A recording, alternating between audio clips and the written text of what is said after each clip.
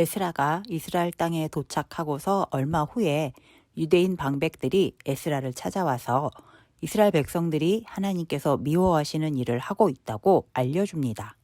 에스라 9장 1절에서 2절. 이 일 후에 방백들이 내게 나와 이르되 이스라엘 백성과 제사장들과 레위 사람들이 이 땅 백성들에게서 떠나지 아니하고 가나안 사람들과 헷 사람들과 브리스 사람들과 여부스 사람들과 암몬 사람들과 모압 사람들과 애굽 사람들과 아모리 사람들의 가증한 일을 행하여 그들의 딸을 맞이하여 아내와 며느리로 삼아 거룩한 자손이 그 지방 사람들과 서로 섞이게 하는데 방백들과 고관들이 이 죄에 더욱 으뜸이 되었다 하는지라. 오래전 하나님께서는 애굽의 노예로 있던 이스라엘 백성들에게 자유인이 되어 살 수 있게 가나안 땅으로 인도해 주셨습니다. 그때 하나님께서는 이스라엘 백성들이 가나안 땅에 들어가서 정착하게 되면 절대로 그 땅의 사람들과 어떤 약속도 세우지 말라고 하셨습니다. 그들과 절대로 결혼하지 말라고 하셨습니다. 왜냐하면 그들과 결혼하게 되면 그들이 믿는 우상을 같이 섬기게 될 것이기 때문입니다. 그러나 가나안 땅에 들어가게 된 이스라엘 백성들은 하나님의 명령을 무시했습니다. 이방인들과 결혼을 했습니다. 결국 그들의 우상도 같이 섬겼습니다. 열왕기하 17장 7절에서 8절.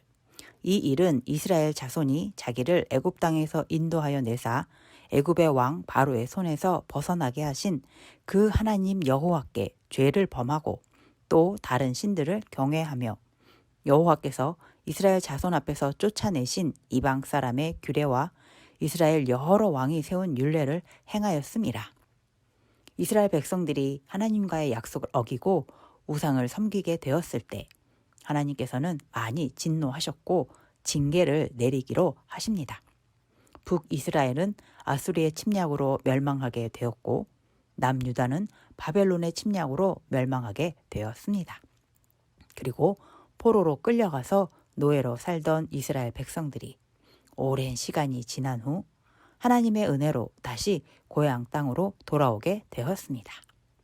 그렇다면 이제부터는 매일 하나님께 감사하며 하나님의 말씀을 잘 따라서 살아야 했습니다.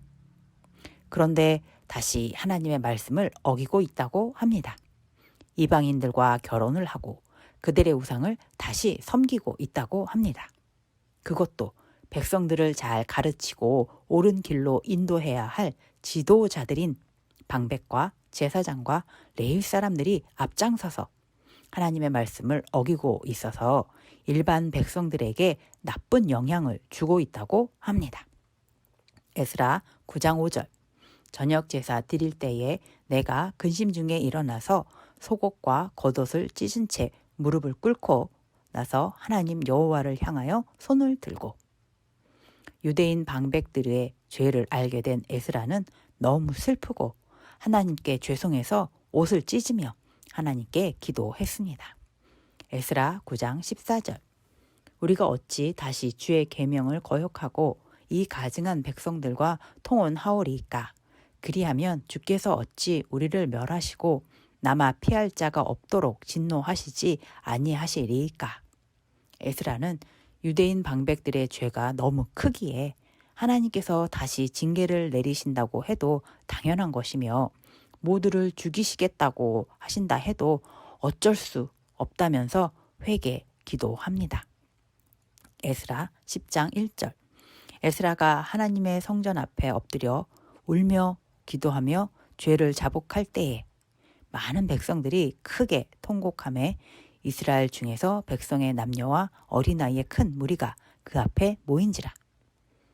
에스라가 하나님께 회개하며 기도하는 것을 보고서 많은 이스라엘 백성들도 자신들의 죄를 깨달았습니다. 자신들의 행동이 하나님께서 매우 싫어하시는 것이라는 것을 알게 되었습니다. 그래서 하나님께 나와 통곡하며 회개했습니다. 에스라 10장 4절. 곧 우리 주의 교훈을 따르며 우리 하나님의 명령을 떨며 준행하는 자의 가르침을 따라 이 모든 아내와 그들의 소생을 다 내보내기로 우리 하나님과 언약을 세우고 율법대로 행할 것이라. 회개한 유대인들은 이방인 아내와 모두 이혼하고 자신들의 집으로 돌려보내기로 합니다. 그리고 하나님의 명령대로 하나님의 말씀대로 살겠다고 맹세합니다. 하나님은 하나님의 자녀들이 하나님의 말씀만을 믿고 따르기를 좋아하십니다. 세상의 많은 지식과 지혜는 시간이 흐르면 평가가 바뀌게 됩니다. 그러나 하나님의 말씀은 절대로 바뀌어지지 않습니다. 하나님의 말씀은 진리입니다. 하나님의 말씀은 항상 우리를 가장 좋은 방향으로 인도하십니다. 세상의 지혜보다 더 지혜로운 하나님의 말씀을 따르기를 좋아하는 사람이 됩시다. 극일교회 어린이 여러분, 매일 변하는 세상의 지식과 지혜를 따르기보다는 영원히 변하지 않는 진리, 하나님의 말씀을 따르는 진짜 지혜로운 사람이 됩시다.